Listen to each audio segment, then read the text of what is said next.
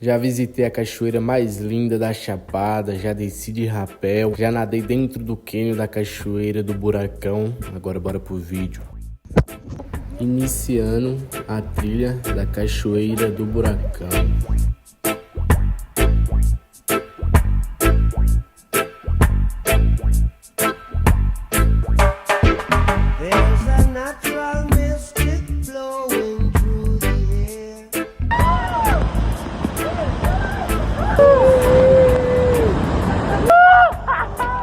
Filme.